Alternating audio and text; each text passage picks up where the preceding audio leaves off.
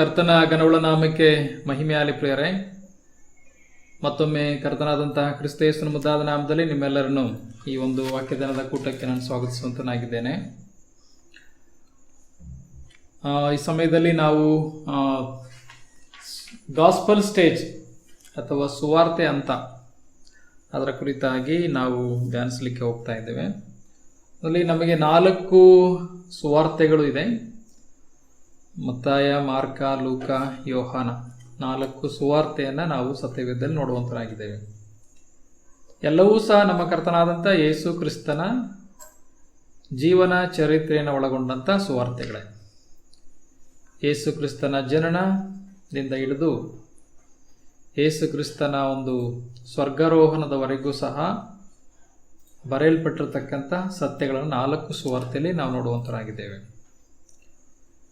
ಒಟ್ಟಾರೆ 4 ಸುವಾರ್ತೆಯಲ್ಲಿ ಮುಖ್ಯವಾದಂಥ ವ್ಯಕ್ತಿ ನಮ್ಮ ಕರ್ತನಾದಂಥ ಯೇಸು ಕ್ರಿಸ್ತನನ್ನೇ ಅವರು ಫೋಕಸ್ ಮಾಡಿ ಹೇಳುವುದನ್ನು ನೋಡುವಂತರಾಗಿದ್ದೇವೆ. 4 ಸುವಾರ್ತೆ ಯಾಕೆ ನಮಗೆ ಪ್ರಾಮುಖ್ಯ ಎಂಬುದಾಗಿ ಹೇಳುವಾಗ, ಒಬ್ಬೊಬ್ಬರು ನಮ್ಮ ಕರ್ತನಾದಂಥ ಯೇಸು ಕ್ರಿಸ್ತನನ್ನು ಒಂದೊಂದು ರೀತಿಯಲ್ಲಿ ಪವಿತ್ರಾತ್ಮನ ಮೂಲಕ ಚಿತ್ರಿಸಿರುವುದನ್ನು ನೋಡುವಂತರಾಗಿದ್ದೇವೆ. ಇದು ಸ್ವರ್ಗದ ಒಂದು ಚಿತ್ರಣ. ಸ್ವರ್ಗದಲ್ಲಿ ನಮಗೆಲ್ಲರಿಗೂ ಸಹ ಗೊತ್ತಿದೆ 4 ಜೀವಿಗಳು ಎಂಬುದಾಗಿ ನೋಡುತ್ತೇವೆ. ಆ 4 ಜೀವಿಗಳ ಮುಖಗಳು, ಒಂದೊಂದು ಜೀವಿಗೆ 4 ಮುಖಗಳಿದೆ ಎಂಬುದಾಗಿ ನೋಡುತ್ತೇವೆ. ನಾವು ಯೆಹೆಜ್ಕೇಲನ ಗ್ರಂಥದಲ್ಲಿ ನೋಡುತ್ತೇವೆ ಮತ್ತು ಪ್ರಕಟಣೆ ಗ್ರಂಥದಲ್ಲಿ ನೋಡುವಂತರಾಗಿದ್ದೇವೆ. ಅಲ್ಲಿ 5ನೇ ಜೀವಿ ಇಲ್ಲ, 4 ಜೀವಿ ಮಾತ್ರ. 4 ಜೀವಿಗಳು ಮತ್ತು 4 ಮುಖಗಳು ಅದಕ್ಕಿದೆ ಎಂಬುದಾಗಿ ನೋಡುವಂತರಾಗಿದ್ದೇವೆ. ಒಂದು ಮನುಷ್ಯನ ಮುಖ, ಮತ್ತೊಂದು ಹೋರಿಯ ಮುಖ, ಮತ್ತೊಂದು ಸಿಂಹದ ಮುಖ, ಮತ್ತೊಂದು ಗರುಡ ಪಕ್ಷಿಯ ಮುಖ ಎಂಬುದಾಗಿ ನೋಡುವಂತರಾಗಿದ್ದೇವೆ. ಇಲ್ಲಿ ನೋಡುವ ಸಮಯದಲ್ಲಿ ಈ 4 ಸುವಾರ್ತೆ ಅದನ್ನೇ ಹೇಳುವಂಥದ್ದು. ಮತ್ತಾಯನು ಅರಸನು ಎಂಬುದಾಗಿ ತಿಳಿಸುವಾಗ ಸಿಂಹ ಅರಸನನ್ನು ಸೂಚಿಸುವಂಥದ್ದು. ಮಾರ್ಕನು ಸೇವಕ ಎಂಬುದಾಗಿ ಹೇಳುವಾಗ ಒಂದು ಹೋರಿ, ಸೇವೆ ಸಲ್ಲಿಸಲಿಕ್ಕಿರುವಂಥ ಸಿಂಬಲೈಸ್ ಆಗಿರುವಂಥದ್ದು ಹೋರಿ. ನಂತರ ನಾವು ಲೂಕನ ಸುವಾರ್ತೆ ನೋಡುವ ಸಮಯದಲ್ಲಿ ಯೇಸು ಕ್ರಿಸ್ತನು ಮನುಷ್ಯ ಎಂಬುದಾಗಿ ನಾವು ನೋಡುವಂತರಾಗಿದ್ದೇವೆ. ಒಂದು ಜೀವಿಗೆ ಮನುಷ್ಯನ ಮುಖವಿದೆ, ಒಂದು 4 ಮುಖಗಳು, ಒಂದು ಮುಖ ಮನುಷ್ಯನದು ಎಂಬುದಾಗಿ ನೋಡುತ್ತೇವೆ. ನಂತರ ನೋಡುವ ಸಮಯದಲ್ಲಿ ಗರುಡ ಪಕ್ಷಿ, ಇದು ಒಂದು ದೈವಿಕತೆಯ ಒಂದು ಸಂಕೇತ. ಯೇಸು ಕ್ರಿಸ್ತನು ದೇವರು ಎಂಬುದಾಗಿ ಯೋಹಾನನು ತಿಳಿಸುವ ನೋಡುವಂತರಾಗಿದ್ದೇವೆ. ಏನು 4 ಸುವಾರ್ತೆಯಲ್ಲಿ ಚಿತ್ರಿಸಲ್ಪಟ್ಟಿದೆಯೋ ಅದು ನಮ್ಮ ಕರ್ತನಾದಂಥ ಯೇಸು ಕ್ರಿಸ್ತನ ಒಂದು ಸ್ವರ್ಗದ ಒಂದು ಚಿತ್ರಣವಾಗಿದೆ ಎಂಬುದನ್ನು ನೋಡುತ್ತೇವೆ. ನಾವು ಆ ಜೀವಿಗಳಿಗೆ ಸುತ್ತ, ಒಳಗು, ಹೊರಗು, ಹಿಂದೆ ಮುಂದೆ ಎಲ್ಲ ಕಣ್ಣುಗಳಿತ್ತು ಎಂಬುದನ್ನು ನೋಡುತ್ತೇವೆ. ನಮ್ಮ ಕರ್ತನಾದಂಥ ಯೇಸು ಕ್ರಿಸ್ತನ ಸರ್ವ ಜ್ಞಾನತ್ವದ ಕುರಿತಾಗಿ ಅದು ಮಾತಾಡುವಂಥದ್ದಾಗಿದೆ. ಅದರಿಂದ ಈ ಎಷ್ಟು ಸುವಾರ್ತೆಗಳು ಬರೆದಿದ್ದು ಸಹ ಇಲ್ಲಿ 4 ಸುವಾರ್ತೆಗಳು ಮಾತ್ರ ಈ ಪುಸ್ತಕದಲ್ಲಿ ಸೇರಿಸಲ್ಪಟ್ಟಿರೋದನ್ನು ನೋಡುತ್ತೇವೆ. ಮತ್ತಾಯನು ಯೇಸು ಕ್ರಿಸ್ತನ ಅರಸನನ್ನಾಗಿಯೂ, ಮಾರ್ಕನು ಸೇವಕನನ್ನಾಗಿಯೂ, ಲೂಕನು ಸಂಪೂರ್ಣ ಮನುಷ್ಯನಾಗಿಯೂ, ಯೋಹಾನನು ಸಂಪೂರ್ಣ ದೇವರಾಗಿಯೂ ಚಿತ್ರಿಸುವುದನ್ನು ನಾವು ನೋಡುವಂತರಾಗಿದ್ದೇವೆ.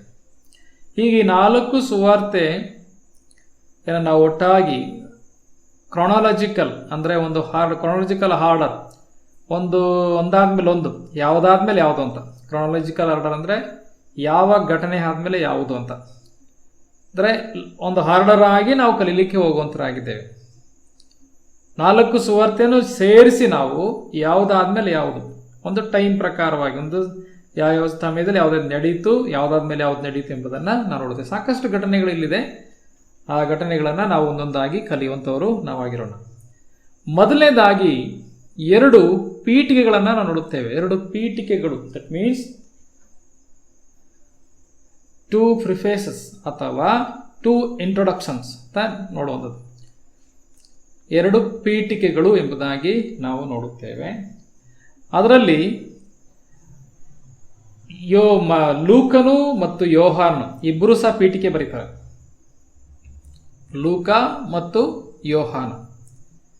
ಆದರೆ ಮತ್ತಾಯ, ಮಾರ್ಕ ಡೈರೆಕ್ಟ್ ಹೊರಟೋಗ್ತಾರೆ. ಅವರು ಪೀಠಿಕೆಯನ್ನು ಬರೀಲಿಕ್ಕೆ ಹೋಗೋದಿಲ್ಲ, ಇಂಟ್ರೊಡಕ್ಷನ್ ಕೊಡೋದಿಲ್ಲ, ಡೈರೆಕ್ಟ್ ವಿಷಯ ಕೊಟ್ಟೋಗ್ತಾರೆ.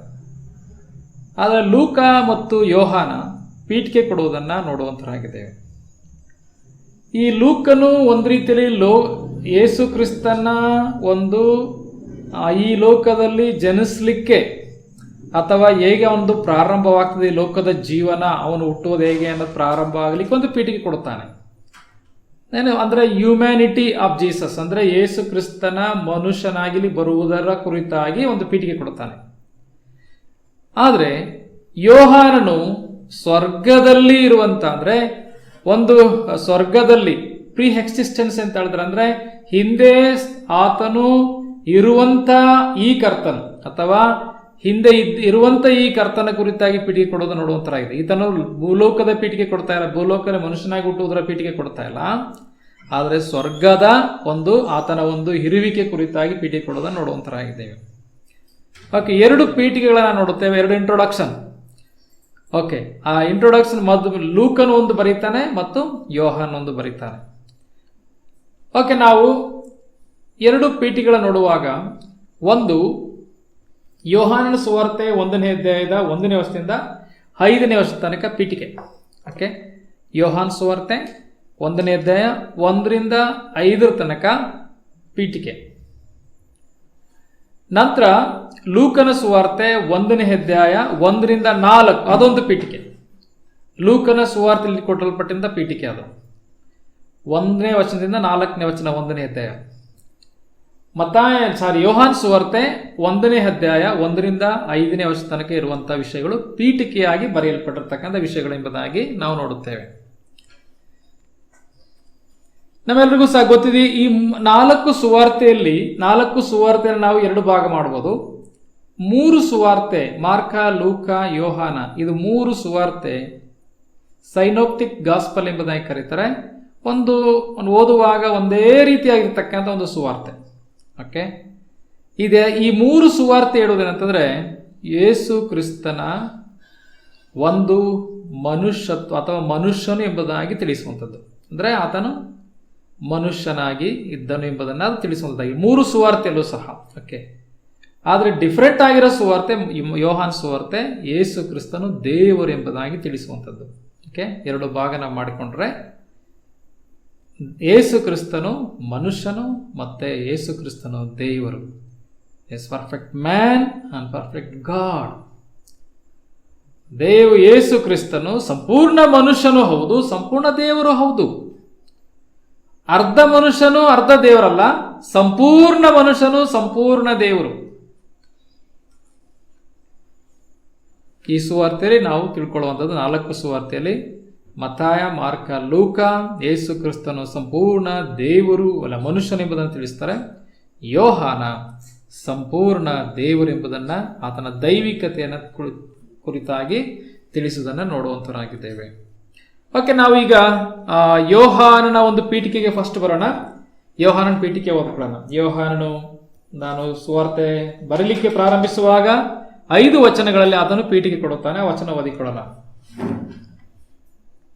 ಆದಿಯಲ್ಲಿ ವಾಕ್ಯವಿತ್ತು, ಆ ವಾಕ್ಯವು ದೇವರ ಬಳಿಯಲ್ಲಿತ್ತು, ಆ ವಾಕ್ಯವು ದೇವರಾಗಿತ್ತು, ಆ ವಾಕ್ಯವೆಂಬುವನು ಆದಿಯಲ್ಲಿ ದೇವರ ಬಳಿಯಲ್ಲಿದ್ದನು. ಆತನ ಮೂಲಕವಾಗಿ ಸಮಸ್ತವು ಉಂಟಾಯಿತು, ಉಂಟಾಗಿರುವ ವಸ್ತುಗಳಲ್ಲಿ ಆತನಿಲ್ಲದೆ ಒಂದಾದರೂ ಉಂಟಾಗಲಿಲ್ಲ. ಆತನಲ್ಲಿ ಜೀವವಿತ್ತು, ಆ ಜೀವವು ಮನುಷ್ಯರಿಗೆ ಬೆಳಕಾಗಿತ್ತು. ಆ ಬೆಳಕು ಕತ್ತಲಲ್ಲಿ ಪ್ರಕಾಶಿಸುತ್ತದೆ, ಕತ್ತಲು ಅದನ್ನು ಮುಸುಕಲಿಲ್ಲ ಎಂಬುದು. ಕರ್ತನಿಗೆ ಮಹಿಮೆ ಉಂಟಾಗಲಿ. ಓದಂಥ ವಾಕ್ಯವನ್ನು ಇಲ್ಲಿ ಕರ್ತನು ಆಶೀರ್ವದಿಸಲಿ. ಪ್ರೇರೆ, ಇಲ್ಲಿ ನಾವು ನೋಡುವುದೇನಂತಂದ್ರೆ ನಮ್ಮ ಕರ್ತನಾದಂಥ ಯೇಸು ಕ್ರಿಸ್ತನ ನಿತ್ಯತ್ವದ ಕುರಿತಾಗಿ ನೋಡುವಂತರಾಗಿದ್ದೇವೆ. ಅಂದ್ರೆ ಆತನು ಹಿಂದೆ ಇದ್ದಂಥವನು ಎಂಬುದನ್ನ ನಾವು ನೋಡುತ್ತೇವೆ. ಓಕೆ, ಯೇಸು ಕ್ರಿಸ್ತನು ಈ ಲೋಕದಲ್ಲಿ ಬಂದಾಗ ಮಾತ್ರ ಆತನು ಪ್ರಚಾರ ಆಗಲಿಲ್ಲ, ಮೊದಲನೇ ಆತನು ಇದ್ದವನೆಂಬುದನ್ನು ನಾವು ನೋಡುತ್ತೇವೆ.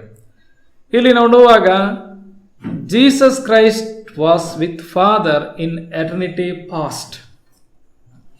ಯೇಸು ಕ್ರಿಸ್ತನು ನಿತ್ಯ ನಿತ್ಯಕ್ಕೂ ದೇವರೊಂದಿಗೆ ಇದ್ದವನು, ತಂದೆಯೊಂದಿಗೆ ಇದ್ದವನೆಂಬುದನ್ನು ನೋಡುವಂತವರಾಗಿದ್ದೇವೆ. ನಿತ್ಯ ನಿತ್ಯಕ್ಕೂ ದೇವರೊಂದಿಗೆ ಯೇಸು ಕ್ರಿಸ್ತನು ಇದ್ದವನು ಎಂಬುದನ್ನು ಈ ಪೀಠಿಕೆಯಲ್ಲಿ ಯೋಹಾನನು ತಿಳಿಸುವುದನ್ನು ನೋಡುವಂತರಾಗಿದ್ದೇವೆ. ಅದರಿಂದ ಆದಿಯಲ್ಲಿ ವಾಕ್ಯವಿತ್ತು, ಆ ವಾಕ್ಯವು ದೇವರ ಬಳಿಯಲ್ಲಿತ್ತು ಎಂಬುದಾಗಿ ನಾವು ನೋಡುವಂತರಾಗಿದ್ದೇವೆ. ಹಾಗಿದ್ರೆ ಜೀಸಸ್ ಈಸ್ ಎಟರ್ನಲ್ ಗಾಡ್, ನಿತ್ಯನಾದ ದೇವರು. ನಂತರ ಆ ವಾಕ್ಯವು ದೇವರ ಬಳಿಯಲ್ಲಿತ್ತು. ಯೇಸು ಕ್ರಿಸ್ತನು ತಂದೆಯ ಬಳಿಯಲ್ಲಿದ್ದನು, ಅದರರ್ಥ ವಿತ್ ಗಾಡ್, ದೇವರೊಂದಿಗಿದ್ದನು ಎಂಬುದಾಗಿ ನೋಡುವಂತರಾಗಿದ್ದೇವೆ. ದೇವರೊಂದಿಗೆ ಆ ವಾಕ್ಯವು ದೇವರಾಗಿತ್ತು. ಆ ವಾಕ್ಯ ಎಂಬುವನು ಆದಿಯಲ್ಲಿ ದೇವರ ಬಳಿಯಲ್ಲಿದ್ದನು, ವಿತ್ ಗಾಡ್ ಎಂಬುದಾಗಿ ನೋಡುತ್ತೇವೆ. ದಟ್ ಇಸ್ ಟ್ರಿನಿಟಿಯನ್ನು ತೋರಿಸ್ತದೆ. ಟ್ರಿನಿಟಿ, ತ್ರೈಏಕತ್ವ ಅಲ್ವೇ? ಅಂದ್ರೆ ದೇವರೊಬ್ಬನೇ. In godhead there is 3 person. 3 ವ್ಯಕ್ತಿತ್ವದಲ್ಲಿ ದೇವರು ಕಾಣಿಸಿಕೊಳ್ಳುತ್ತಾನೆ, ತಂದೆ, ಮಗ, ಪವಿತ್ರಾತ್ಮನಾಗಿ ಎಂಬುದಾಗಿ ನೋಡುತ್ತೇವೆ. ರೀತಿಯಲ್ಲಿ ನೋಡುವಾಗ ವಿತ್ ಗಾಡ್, ಆದಿಯಲ್ಲಿ ವಾಕ್ಯವಿತ್ತು. ಈ ವಾಕ್ಯ ರೆಫರ್ಸ್ ಟು ಜೀಸಸ್, ಯೇಸು ಕ್ರಿಸ್ತನಿಗೆ ತೋರಿಸುವಂತ ಲೋಗೋಸ್ ಎಂಬತಕ್ಕಂಥ ಪದ ಪ್ರಯೋಗ ಇದೆ ಗ್ರೀಕ್ ಭಾಷೆ. ಲೋಗೋಸ್ ಮೀನ್ಸ್ ವಾಕ್ಯ, ದ ವರ್ಡ್ ಅಂತ, ವಾಕ್ಯ ಎಂಬುದಾಗಿ ನೋಡುವಂತರಾಗಿದ್ದೇವೆ. ಈ ವಾಕ್ಯ ಆದಿಯಲ್ಲಿ ವಾಕ್ಯವಿತ್ತು ಎಂಬುದಾಗಿ ಹೇಳುವ ಸಮಯದಲ್ಲಿ ನಮ್ಮ ಕರ್ತನಾದ ಯೇಸು ಕ್ರಿಸ್ತನ ಕುರಿತಾಗಿ ಹೇಳುವಂಥದ್ದು. ಇದೇ ಯೋಹಾನ 1ನೇ ಪತ್ರಿಕೆ, ಮೊದಲನೇ ಪತ್ರಿಕೆ 1ನೇ ಅಧ್ಯಾಯ, ಯೋಹಾನ್ನೇ ಬರೆಯುವಂತಹ ಒಂದು ಪತ್ರಿಕೆ. ನಮ್ಮೆಲ್ಲರಿಗೂ ಸಹ ಗೊತ್ತಿದೆ, ಯೋಹಾನನು 5 ಪುಸ್ತಕಗಳನ್ನು ಬರೆದನೆಂಬುದಾಗಿ. ಓಕೆ, 1 ಸುವಾರ್ತೆ, 3 ಪತ್ರಿಕೆ, 1 ಪ್ರಕಟಣೆ, ಇಷ್ಟು ಬರೆದಂಥದ್ದು ಯೋಹಾನನು. ಅಲ್ಲಿ ನೋಡುತ್ತೇವೆ 1ನೇ ಅಧ್ಯಾಯದ 1ನೇ ವಚನದಲ್ಲಿ ನಾವು ನಿಮಗೆ ಪ್ರಸಿದ್ಧಿಪಡಿಸುವ ಜೀವವಾಕ್ಯವು ಆದಿಯಿಂದ ಇದ್ದದ್ದು. ಓಕೆ, ನಾವು ಏನು ಸಾರ್ತಾ ಇದ್ದೇವೋ, ಏನು ಪ್ರಸಿದ್ಧಿ ಪಡಿಸ್ತಾ ಇದ್ದೇವೋ, ನಾವು ಯಾರ ಕುರಿತಾಗಿ ಸಾರ್ತಾ ಇದ್ದೇವೋ ಆ ಜೀವವಾಕ್ಯವು ಆದಿಯಿಂದ ಇದ್ದದ್ದು ಎಂಬುದಾಗಿ ನೋಡುತ್ತೇವೆ. ನಾವು ಅದನ್ನು ಕಿವಿಯಾರೆ ಕೇಳಿ, ಕಣ್ಣಾರೆ ಕಂಡು, ಮನಸ್ಸಿಟ್ಟು ನೋಡಿ, ಕೈಯಿಂದ ಮುಟ್ಟಿದ್ದೇವೆ. ಆ ಜೀವವು ಪ್ರತ್ಯಕ್ಷವಾಯಿತು, ತಂದೆಯ ಬಳಿಲಿದ್ದು ನಮಗೆ ಪ್ರತ್ಯಕ್ಷವಾದಂತಹ ಆ ನಿತ್ಯ ಜೀವವನ್ನು ನಾವು ಕಂಡು ಅದನ್ನು ಕುರಿತು ಅದನ್ನು ನಿಮಗೆ ಪ್ರಸಿದ್ಧಿ ಪಡಿಸುತ್ತೇವೆ. ಗಮನಿಸಿ, ಅಲ್ಲಿ ಯೋಹಾನ ಬರೆಯುವಂಥದ್ದೇನು? ನಾವು ಕಣ್ಣಾರೆ ಕಂಡ್ವಿ, ಕಿವಿಯಾರೆ ಕೇಳಿದ್ವಿ, ಮನಸ್ಸಿಟ್ಟು ನೋಡಿ, ಕೈಯಿಂದ ಮುಟ್ಟಿದ್ದೇವೆ. ಏನನ್ನ? ಜೀವವಾಕ್ಯವನ್ನ. ಅಂದ್ರೆ ಅರ್ಥ ಕರ್ತನಾದಂಥ ಯೇಸು ಕ್ರಿಸ್ತನ ಕುರಿತಾಗಿ ಇಲ್ಲಿ ಬರೀತಾ ಇರುವಂಥದ್ದು. ಓಕೆ, ಹಾಗಿದ್ರೆ ಈ ಜೀವವಾಕ್ಯ ಆದಿಯಿಂದ ಇದ್ದದ್ದು, ಅಂದ್ರೆ ವಾಕ್ಯ ನಮ್ಮ ಕರ್ತನಾದಂಥ ಯೇಸು ಕ್ರಿಸ್ತನನ್ನ ತಿಳಿಸುವಂಥದ್ದಾಗಿದೆ. ಪ್ರಕಟಣೆ ಗ್ರಂಥದಲ್ಲಿ ಓದುವ ಸಮಯದಲ್ಲಿ ನೀವು 19ನೇ ಅಧ್ಯಾಯ 13ನೇ ವಚನ ಓದುವಾಗ ಆತನಿಗೆ ಹೆಸರು ಕೊಡಲ್ಪಟ್ಟಿತ್ತು, ದೇವರ ವಾಕ್ಯ ಎಂಬುದಾಗಿ ಆತನ ಕೊಡಲ್ಪಟ್ಟಿತ್ತು ಎಂಬುದಾಗಿ ನೋಡುತ್ತೇವೆ. ಓಕೆ, ಆ ವಚನದಲ್ಲಿ 19ನೇ ಅಧ್ಯಾಯ 13ನೇ ವಚನ, ಪ್ರಕಟಣೆ ಗ್ರಂಥ 19:13. ರಕ್ತ ಪ್ರೋಕ್ಷಿತವಾದ ವಸ್ತ್ರವನ್ನು ಧರಿಸಿಕೊಂಡಿದ್ದನು, ಆತನಿಗೆ ದೇವರ ವಾಕ್ಯವೆಂದು ಹೆಸರು ಎಂಬುದಾಗಿ ನೋಡುತ್ತೇವೆ. ಯಾರಿಗೆ? ಕರ್ತನಾದಂಥ ಯೇಸು ಕ್ರಿಸ್ತನಿಗೆ ದೇವರ ವಾಕ್ಯವೆಂದು ಹೆಸರು ಎಂಬುದಾಗಿ ನೋಡುವಂತರಾಗಿದ್ದೇವೆ. ಅದರಿಂದ ಪ್ರಿಯರೇ, ಈ ವಾಕ್ಯ ಎಂಬುದಾಗಿ ಹೇಳುವಾಗ ಕರ್ತನಾದಂಥ ಯೇಸು ಕ್ರಿಸ್ತನ ಕುರಿತಾಗಿ ಇಲ್ಲಿ ಮಾತಾಡುವಂಥದ್ದು. ಎಲ್ಲಿತ್ತು? ಆದಿಯಲ್ಲಿ ವಾಕ್ಯವಿತ್ತು, ಆ ವಾಕ್ಯವು ದೇವರ ಬಳಿಯಲ್ಲಿತ್ತು, ಆ ವಾಕ್ಯವು ದೇವರಾಗಿತ್ತು ಎಂಬುದಾಗಿ ನೋಡುವಂತರಾಗಿದ್ದೇವೆ. ವಾಕ್ಯ ಇತ್ತು, ದೇವರ ಬಳಿಯಲ್ಲಿತ್ತು, ಆ ವಾಕ್ಯವು ದೇವರಾಗಿತ್ತು ಎಂಬುದಾಗಿ ನೋಡ್ತೇವೆ. ಈಕ್ವಲ್ ವಿತ್ ಗಾಡ್ ಅಂತ. ಈಕ್ವಲ್ ವಿತ್ ಗಾಡ್ ಅಂದ್ರೆ ದೇವರಾಗಿತ್ತು, ದೇವರಿಗೆ ಸರಿ ಸಮಾನನಾಗಿದ್ದನು ಅಂತ. ನಾವು ಅದನ್ನೇ ಫಿಲಿಪ್ಪಿ ಪತ್ರಿಕೆಯಲ್ಲಿ ಓದ್ತೇವಲ್ಲ, ದೇವರಿಗೆ ಸರಿ ಸಮನಾಗಿರುವ ಅಮೂಲ್ಯ ಪದವಿಯನ್ನು ಬಿಡಲೊಲ್ಲೇನು ಎಂದೆಣಿಸದೆ ಎಂಬುದಾಗಿ, ದೇವರಿಗೆ ಸರಿ ಸಮಾನವಾಗಿರ್ತಕ್ಕಂಥ ಪದವಿಯಲ್ಲಿದ್ದನು ಎಂಬುದಾಗಿ ನೋಡುವಂತರಾಗಿದ್ದೇವೆ. ಓಕೆ, ನಂತರ ನಾವು ಇದೇ ಯೋಹಾನ್ ಸುವಾರ್ತೆ 17ನೇ ಅಧ್ಯಾಯ 5ನೇ ವಚನ ಓದಿಕೊಳ್ಳೋಣ. 17ನೇ ಅಧ್ಯಾಯ 5ನೇ ವಚನ, 17ನೇ ಅಧ್ಯಾಯ 5ನೇ ವಚನ. ಅಲ್ಲಿ ನೋಡಿ, ಈಗ ತಂದೆಯೇ, ನೀನು ನಿನ್ನ ಬಳಿಯಲ್ಲಿ ನನ್ನನ್ನು ಮಹಿಮೆ ಪಡಿಸು, ಲೋಕ ಉಂಟಾಗುವುದಕ್ಕಿಂತ ಮುಂಚೆ ನಿನ್ನ ಬಳಿಯಲ್ಲಿ ನನಗಿದ್ದ ಮಹಿಮೆಯಿಂದಲೇ ನನ್ನನ್ನು ಮಹಿಮೆ ಪಡಿಸು.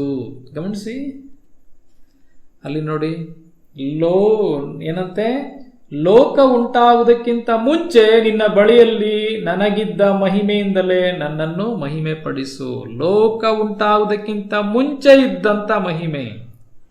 ಗಮನಿಸಲಿ, ಎಷ್ಟು ಚಂದವಾಗಿದೆ. ಅಂದರೆ ಲೋಕ ಉಂಟಾದಕ್ಕಿಂತ ಮುಂಚೆ ನಮ್ಮ ಕರ್ತನಾದ ಯೇಸು ಕ್ರಿಸ್ತನು ಇದ್ದನು, ಮಹಿಮೆಯಲ್ಲಿದ್ದನೆಂಬುದಾಗಿ ನೋಡುವಂತರಾಗಿದ್ದೇವೆ ಅಲ್ವೇ. ಅದರರ್ಥ ನಿತ್ಯ ನಿತ್ಯಕ್ಕೂ ತಂದೆಯೊಂದಿಗೆ ಇದ್ದಂಥವನು ಎಂಬುದನ್ನು ಈ ವಾಕ್ಯ ಪ್ರಕಟವಾಗಿ ಹೇಳೋದು ನೋಡೋದು. 24ನೇ ವಚನವನ್ನು ಸಹ ಓದಿಕೊಳ್ಳೋಣ. ಅಲ್ಲೇನೆ 17:24, 17:24 ನಾವು ನೋಡುತ್ತೇವೆ. ತಂದೆ, ನೀನು ಯಾರನ್ನು ನನಗೆ ಕೊಟ್ಟಿಯೋ ಅವರು ನಾನಿರುವ ಸ್ಥಳದಲ್ಲಿ ನನ್ನ ಕೂಡ ಇದ್ದುಕೊಂಡು ಲೋಕ ಹುಟ್ಟುವುದಕ್ಕಿಂತ ಮುಂಚೆ ನೀನು ನನ್ನನ್ನು ಪ್ರೀತಿಸಿ ನನಗೆ ಕೊಟ್ಟಿರುವ ಮಹಿಮೆಯನ್ನು ನೋಡಬೇಕೆಂದು ಇಚ್ಛಿಸುತ್ತೇನೆ. ಲೋಕ ಅಲ್ಲಿ ಗಮನಿಸಿ, ಅಲ್ಲೂ ಸಹ ಲೋಕ ಹುಟ್ಟುವುದಕ್ಕಿಂತ ಮುಂಚೆ ನೀನು ನನ್ನನ್ನು ಪ್ರೀತಿಸಿ ನನಗೆ ಕೊಟ್ಟಿರುವ ಮಹಿಮೆಯನ್ನು ನೋಡಬೇಕೆಂದು. ಅಂದರೆ ಕರ್ತನಾದಂಥ ಯೇಸು ಕ್ರಿಸ್ತನು ತಂದೆಯೊಂದಿಗೆ ಮಹಿಮೆಯಲ್ಲಿದ್ದನೆಂಬುದಾಗಿ ನೋಡುವಂತರಾಗಿದ್ದೇವೆ. ನಂತರ ನಾವು ಜ್ಞಾನೋಕ್ತಿಗೆ ಬರುವಾಗ, ಜ್ಞಾನೋಕ್ತಿ 8ನೇ ಅಧ್ಯಾಯ 22ನೇ ವಚನ ಓದಿಕೊಳ್ಳೋಣ. ಜ್ಞಾನೋಕ್ತಿ 8ನೇ ಅಧ್ಯಾಯ 22ನೇ ವಚನ.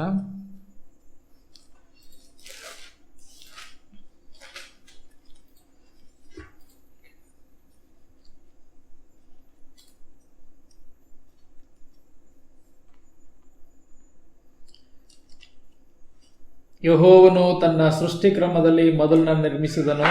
ಆತನ ಪುರಾತನ ಕಾರ್ಯಗಳಲ್ಲಿ ನಾನೇ ಪ್ರಥಮ. ಪ್ರಾರಂಭದಲ್ಲಿ ಭೂಮಿ ಹುಟ್ಟುವುದಕ್ಕಿಂತ ಮುಂಚೆ ಅನಾದಿ ಕಾಲದಲ್ಲಿ ಸ್ಥಾಪಿಸಲ್ಪಟ್ಟೆನು. ಜಲನಿಧಿಗಳಾಗಲಿ ನೀರು ತುಂಬಿದ ಬುಗ್ಗೆಗಳಾಗಲಿ ಇಲ್ಲದಿರುವಾಗ ನಾನು ಹುಟ್ಟಿದೆನು. ಬೆಟ್ಟ ಗುಡ್ಡಗಳು ಬೇರು ನಿಲ್ಲುವುದಕ್ಕೆ ಮುಂಚೆ ಆತನು ಭೂಲೋಕವನ್ನಾಗಲಿ ಬಯಲನ್ನಾಗಲಿ ಭೂಮಿಯ ಮೊದಲನೇ ಅಣುರೇಣನ್ನಾಗಲಿ ನಿರ್ಮಿಸದೇ ಇರುವಾಗ ನಾನು ಹುಟ್ಟಿದೆನು. ಆತನು ಸಾಗರದ ಮೇಲೆ ಚಕ್ರಾಕಾರವಾದ ಗೀಟನ್ನು ಎಳೆದು ಆಕಾಶ ಮಂಡಲವನ್ನು ಸ್ಥಾಪಿಸುವಾಗ ಅಲ್ಲಿದ್ದೆನು.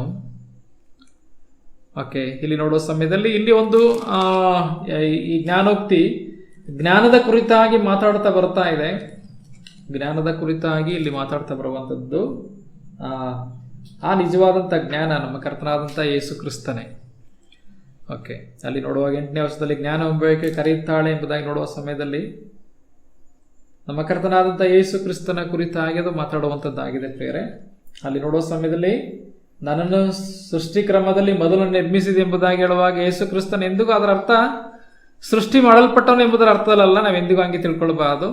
Is a creator, not a creation.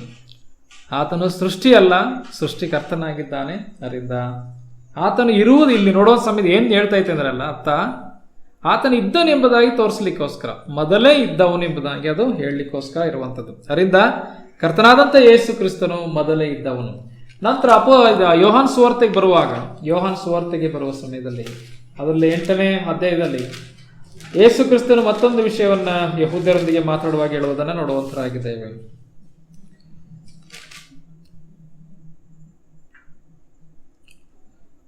ಆ 58ನೇ ವಚನ, 8ನೇದು 58ನೇ ವಚನ. ನಿಮಗೆ ನಿಜ ನಿಜವಾಗಿ ಹೇಳುತ್ತೇನೆ, ಅಬ್ರಾಮನು ಹುಟ್ಟುವುದಕ್ಕಿಂತ ಮುಂಚಿನಿಂದಲೂ ನಾನು ಇದ್ದೇನೆ ಅಂದನು. ಓಕೆ, ಅಂದ್ರೆ ಅಬ್ರಾಮ್ ಹುಟ್ಟುವುದಕ್ಕಿಂತ ಮುಂಚೆ ನಾನು ಇದ್ದೇನೆ ಎಂಬುದಾಗಿ ಹೇಳೋದನ್ನು ನೋಡುವಂತರಾಗಿದೆ. ಅಂದ್ರೆ ಅರ್ಥ, ಇವ್ರು ತಿಳ್ಕೊಂಡಿದ್ರು ಇವನು ಮನುಷ್ಯನು, ಇವನು ಹೀಗೆ ಹುಟ್ಟಿ ಬಂದಿರುವಂತ ಎಂಬುದನ್ನು ತಿಳ್ಕೊಂಡಿದ್ರು. ಆಗ ಕರ್ತನಾದಂಥ ಯೇಸು ಕ್ರಿಸ್ತನು ಹೇಳಿದಂಥ ಮಾತು, ಅಬ್ರಾಮನು ಹುಟ್ಟುವುದಕ್ಕಿಂತ ಮುಂಚಿನಿಂದಲೂ ನಾನು ಇದ್ದೇನೆ ಅಂದನು. ಅವರು ಈ ಮಾತನ್ನು ಕೇಳಿ ಅವನನ್ನು ಕೊಲ್ಲುವುದಕ್ಕಾಗಿ ಕಲ್ಲು ತಕ್ಕೊಳ್ಳಲು ಯೇಸು ಅಡಗಿಕೊಂಡು ದೇವಾಲಯದೊಳಗಿಂದ ಹೊರಟು ಹೋದನು. ಅಬ್ರಾಮನು ನನ್ನ ದಿನವನ್ನು ನೋಡೇನೆಂದು ಉಲ್ಲಾಸ ಪಟ್ಟನು ಎಂಬುದಾಗಿ ಯೇಸು ಕರ್ತನು ಹೇಳ್ತಾರೆ. ಅಬ್ರಾಮನ ನನ್ನ ದಿನ ನೋಡಿದನು ಎಂಬುದಾಗಿ ಯೇಸು ಕರ್ತನ ಅವರೊಟ್ಟಿಗೆ ಹೇಳುವಾಗ ಅವರು ಹೇಳುತ್ತಾರೆ, ನಿನಗಿನ್ನೂ 50 ವರ್ಷವೇ ಆಗಿಲ್ಲ, ಅಬ್ರಾಮನನ್ನು ನೀನು ನೋಡಿದೀಯಾ ಅಂತ ಕೇಳ್ತಾರೆ. ಆಯ್ತಲ್ವೇ? ಹಾಗೆ ಯೇಸು ಹೇಳ್ತಾರೆ, ಅಬ್ರಾಮನಿಗಿಂತ ನಾನು ಮುಂಚೆ ಇದ್ದೇನು, ಅವನು ಹುಟ್ಟುವುದಕ್ಕಿಂತ ಮುಂಚೆ ಇದ್ದಾನೆ ಎಂಬುದಾಗಿ ಹೇಳೋದನ್ನು ನೋಡುತ್ತೇವೆ. ಹಾಗಿದ್ರೆ ನಮ್ಮ ಕರ್ತನಾದಂಥ ಯೇಸು ಕ್ರಿಸ್ತನು ಮೊದಲೇ ಇದ್ದವನೆಂಬ ಸತ್ಯವನ್ನು ನೋಡುತ್ತೇವೆ. ಆತನು ನಿತ್ಯ ನಿತ್ಯಕ್ಕೂ ತಂದೆಯೊಂದಿಗಿದ್ದನೆಂಬ ಸತ್ಯವನ್ನು ನಾವು ನೋಡುತ್ತೇವೆ. ಅದಕ್ಕೇನೆ ಆದಿಯಲ್ಲಿ ವಾಕ್ಯವಿತ್ತು, ಆ ವಾಕ್ಯವು ದೇವರ ಬಳಿಯಲ್ಲಿತ್ತು, ಆ ವಾಕ್ಯವು ದೇವರಾಗಿತ್ತು ಎಂಬುದನ್ನು ನಾವು ನೋಡುತ್ತೇವೆ. ನಂತರ ನೋಡುವ ಸಮಯದಲ್ಲಿ 2ನೇ ಒಂದು ವಿಷಯ ಅಲ್ಲೇನೆ, ಆ ವಾಕ್ಯವು ದೇವರಾಗಿತ್ತು ಅಂತ ಅಷ್ಟಕ್ಕೆ ನಿಲ್ಲಿಸ್ತಾ ಇಲ್ಲ, ಆತನ ಮೂಲಕ, ಅಲ್ಲಿ ನೋಡಿ, ಆತನ ಮೂಲಕವಾಗಿ ಸಮಸ್ತ ಉಂಟಾಯಿತು. 3ನೇ ವಚನದಲ್ಲಿ ಆತನ ಮೂಲಕವಾಗಿ ಸಮಸ್ತ ಉಂಟಾಯಿತು, ಉಂಟಾಗಿರುವ ವಸ್ತುಗಳಲ್ಲಿ ಆತನಿಂದಲ್ಲದೆ ಒಂದಾದರೂ ಉಂಟಾಗಲಿಲ್ಲ ಎಂಬುದಾಗಿ ನೋಡುತ್ತೇವೆ. Jesus Christ was the creator of all things.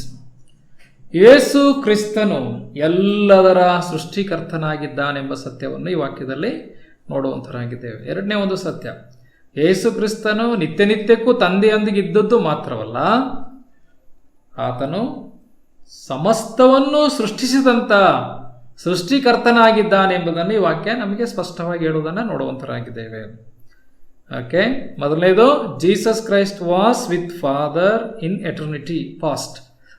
Okay, ಎರಡನೇ ನೋಡೋ ಸಮಯ Jesus Christ was the creator of all things. ಎಲ್ಲವನ್ನ ಸೃಷ್ಟಿ ಮಾಡಿದಂತ ಕರ್ತನಾಗಿದ್ದಾನೆ ಎಂಬುದನ್ನು ಯೋಹಾನನು ತನ್ನ ಪೀಠಿಕೆಯಲ್ಲಿ ಬರೆಯುವುದನ್ನು ನೋಡುತ್ತೇವೆ. ಪೀಠಿಕೆಯಲ್ಲಿ ಮೊದಲನೇದು, ಯೇಸು ಕ್ರಿಸ್ತನು ನಿತ್ಯ ನಿತ್ಯಕ್ಕೂ ತಂದೆಯೊಂದಿಗಿದ್ದಂಥವನು. ಎರಡನೇದು, ಯೇಸು ಕ್ರಿಸ್ತನು ಆತನು ಸಮಸ್ತವನ್ನು ಸೃಷ್ಟಿ ಮಾಡಿದಂಥ ಸೃಷ್ಟಿಕರ್ತನೆಂಬುದಾಗಿ ನಾವು ನೋಡುವಂತರಾಗಿದ್ದೇವೆ. ಇಲ್ಲಿ ನೋಡುವಾಗ ಅಲ್ಲಿ ನೋಡುತ್ತೇವೆ, ಆತನ ಮೂಲಕವಾಗಿ ಸಮಸ್ತ ಉಂಟಾಯಿತು. ಯೇಸು ಕ್ರಿಸ್ತನ ಮೂಲಕವಾಗಿ ಸಮಸ್ತ ಉಂಟಾಯಿತು. ಉಂಟಾಗಿರುವ ವಸ್ತುಗಳಲ್ಲಿ ಆತನಿಂದಲ್ಲದೆ ಒಂದಾದರೂ ಉಂಟಾಗಲಿಲ್ಲ. ನನ್ನ ಸಂದೇಶವನ್ನು ಕೇಳುವಂತ ಪ್ರಿಯರೇ, ಇವತ್ತು ನಿಮಗೆ ಸಿಕ್ಕಿರುವಂತ ಎಲ್ಲವೂ ಸಹ ದೇವರ ಸೃಷ್ಟಿಯಾಗಿದೆ. ನಾನು ದೇವರ ಸೃಷ್ಟಿ, ನೀವು ದೇವರ ಸೃಷ್ಟಿ, ನಾನು ನೀವೆಲ್ಲ ತಿನ್ನುವಂತ ಆಹಾರ ದೇವರ ಸೃಷ್ಟಿ, ನಾನು ನೀವು ವಾಸಿಸುವಂಥದ್ದು ದೇವರು ಸೃಷ್ಟಿ ಮಾಡಿರೋ ಭೂಮಿಯಲ್ಲಿ, ನೀವುಗಳು ಸೇವಿಸ್ತಕ್ಕಂಥ ಗಾಳಿ ದೇವರದು, ನಾವು ತಿನ್ನುವಂತ ಆಹಾರ ದೇವರದು, ಕುಡಿಯುವಂತ ನೀರು ದೇವರದು, ಎಲ್ಲ ಪ್ರತಿಯೊಂದು ಸಹ ಯೇಸು ಕ್ರಿಸ್ತನಿಂದ ಸೃಷ್ಟಿಯಾಗಿದೆ. ಅನೇಕರು ಯೇಸು ಕ್ರಿಸ್ತನ ಕುರಿತಾಗಿ ತಪ್ಪಾಗಿ ಕೀಳಾಗಿ ಮಾತಾಡೋದುಂಟು. ಆದರೆ ಊಟ ಮಾಡೋದು ಯಾರ್ದು ಗೊತ್ತುಂಟಾ? ಸೇವಿಸ್ತಿರುವಂತ ಗಾಳಿ ಯಾರ್ದು ಗೊತ್ತುಂಟಾ? ಯೇಸು ಕ್ರಿಸ್ತನದು. ಕರ್ತನಾದಂತೆ ಯೇಸು ಕ್ರಿಸ್ತನಿಂದಲ್ಲದೆ ಒಂದಾದರೂ ಉಂಟಾಗಲಿಲ್ಲ, ಆತನಿಂದಲ್ಲದೆ ಒಂದಾದರೂ ಉಂಟಾಗಲಿಲ್ಲ. ಹಾಗಿದ್ರೆ ಪ್ರಿಯರೇ, ಪ್ರತಿಯೊಂದು ಮನುಷ್ಯ ಏನ್ ತಿಂತಾ ಇದನೋ, ಕುಡಿತಾ ಇದನೋ, ಏನೆಲ್ಲ ಬಳಸ್ತಾ ಇದನೋ ಎಲ್ಲವೂ ಸಹ ದೇವರು ಸೃಷ್ಟಿ ಮಾಡಿಕೊಟ್ಟಿರುವಂಥದ್ದೇ. ಆದರೆ ಇವತ್ತು ಯೇಸು ಕ್ರಿಸ್ತನು ಬೇಡ, ಯೇಸು ಸೃಷ್ಟಿ ಮಾಡಿರುವಂತಹ ಭೂಮಿ ಬೇಕು, ಆಹಾರ ಬೇಕು, ಪ್ರತಿಯೊಂದು ಬೇಕಲ್ವಾ?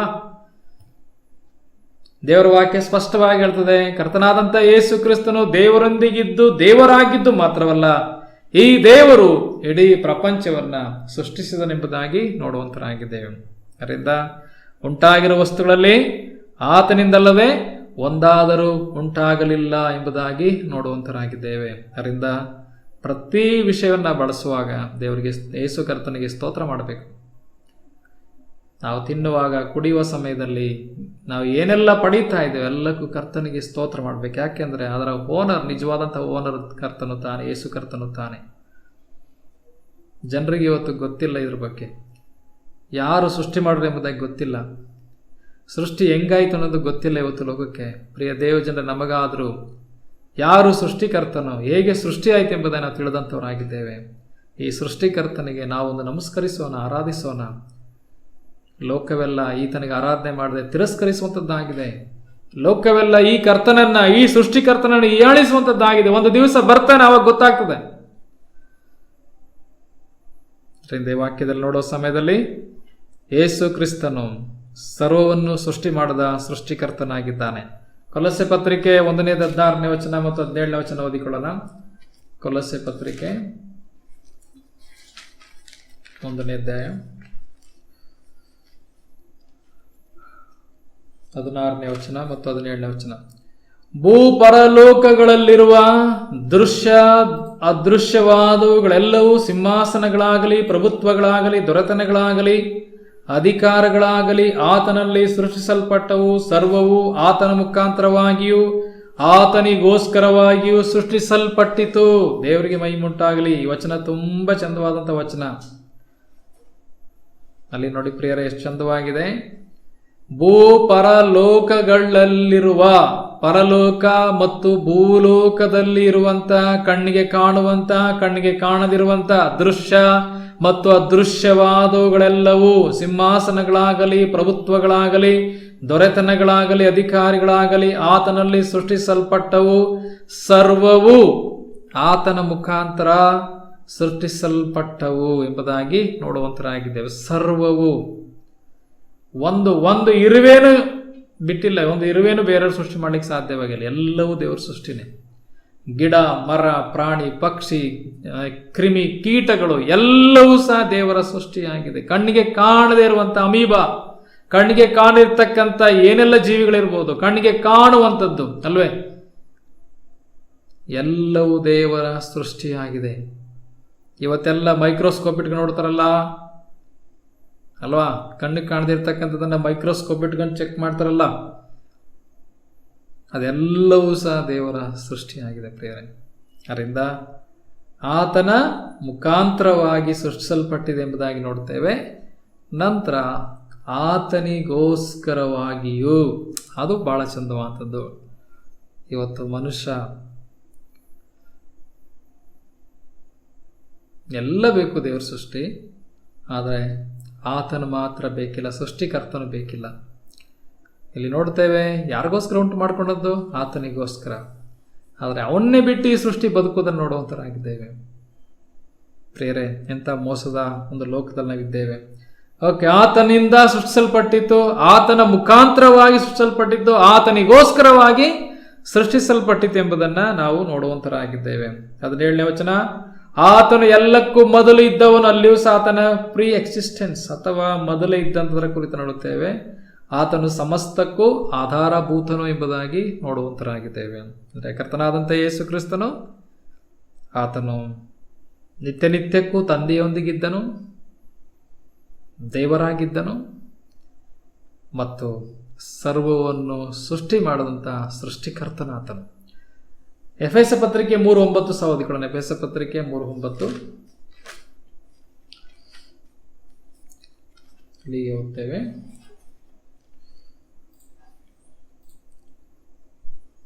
ನಾನು ಕ್ರಿಸ್ತನ ಅಪ್ರಮೇಯವಾದ ಐಶ್ವರ್ಯದ ವಿಷಯದ ಶುಭ ಸಮಾಚಾರವನ್ನು ಅನ್ಯ ಜನರಿಗೆ ಪ್ರಸಿದ್ಧಿಪಡಿಸುವ ಹಾಗೆಯೂ ಸಮಸ್ತವನ್ನು ಸೃಷ್ಟಿಸಿದ ದೇವರಲ್ಲಿ ಆದಿಯಿಂದ ಮರೆಯಾಗಿದ್ದ ಮರ್ಮವು, ಸಮಸ್ತವನ್ನು ಸೃಷ್ಟಿಸಿದ ದೇವರಲ್ಲಿ, ಸಮಸ್ತವನ್ನು ಸೃಷ್ಟಿಸಿದ ದೇವರು, ಅಲ್ಲಿ ಸಹ ಸಮಸ್ತವನ್ನು ಸೃಷ್ಟಿ ಮಾಡಿದವನೆಂಬುದಾಗಿ ನಾವು ನೋಡುತ್ತೇವೆ ಪ್ರಿಯರೇ. ಇಬ್ರಿಯ ಗ್ರಂಥ 1:2 ಸಹ ಓದೋಣ. ಇಬ್ರಿಯ ಗ್ರಂಥ 1:2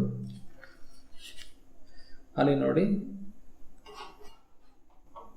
ಈ ಅಂತ್ಯ ದಿನಗಳಲ್ಲಿ ನಮ್ಮ ಸಂಗಡ ಮಗನ ಮುಖಾಂತರ ಮಾತಾಡಿದ್ದಾನೆ, ಈತನನ್ನು ಎಲ್ಲಕ್ಕೂ ಬಾಧ್ಯನನ್ನಾಗಿ ನೇಮಿಸಿದನು, ಈತನ ಮೂಲಕವೇ ಜಗತ್ತನ್ನು ಉಂಟು ಮಾಡಿದನು ಎಂಬುದಾಗಿ ನೋಡುತ್ತೇವೆ. ಈತನ ಮೂಲಕವೇ ಜಗತ್ತನ್ನು ಉಂಟು ಮಾಡಿದನು. ಯೇಸು ಕ್ರಿಸ್ತನ ಮೂಲಕವಾಗಿಯೇ ಸಮಸ್ತವು ಉಂಟಾಯಿತು ಎಂಬುದನ್ನಲ್ಲಿ ನೋಡುವಂತರಾಗಿದ್ದೇವೆ. ಓಕೆ, ಮೂರನೇ ಸತ್ಯ, ಈ ಪೌಲ್ ಯೋಹಾನನು ತನ್ನ ಪೀಠಿಕೆಯಲ್ಲಿ ಬರೆಯುವಾಗ ಯೇಸು ಕ್ರಿಸ್ತನ ಕುರಿತಾಗಿ ಮೂರನೇ ಸತ್ಯ ಏನಂತಾರೆ, Jesus Christ is both the light and the life of men. ಯೇಸು ಕ್ರಿಸ್ತನು ಮನುಷ್ಯನಿಗೆ ಆತನು ಬೆಳಕು ಜೀವವಾಗಿದ್ದಾನೆ ಎಂಬುದಾಗಿ ನೋಡುವಂತರಾಗಿದೆ. ಮನುಷ್ಯರಿಗೆ ಆತನು ಬೆಳಕಾಗಿಯೂ ಜೀವವಾಗಿದ್ದಾನೆ ಎಂಬುದನ್ನ ನೋಡುವಂತರಾಗಿದ್ದೇವೆ. ಅದನ್ನೇ ನಾವು 4ನೇ ವರ್ಷದಲ್ಲಿ ನೋಡ್ತೇವೆ, ಆತನಲ್ಲಿ ಜೀವವಿತ್ತು, ಆ ಜೀವವು ಮನುಷ್ಯರಿಗೆ ಬೆಳಕಾಗಿತ್ತು ಎಂಬುದನ್ನ ನೋಡುವಂತರಾಗಿದ್ದೇವೆ. ಯೇಸು ಕ್ರಿಸ್ತನು ತಾನೇ ಜೀವದ ಬೆಳಕು, ಆತನು ಜೀವ ಮತ್ತು ಬೆಳಕು ಎಂಬುದನ್ನ ನೋಡುವಂತರಾಗಿದೆ. ಯೋಹಾನ ಸುವಾರ್ತೆ 5:26 ವಚನ, 5:26,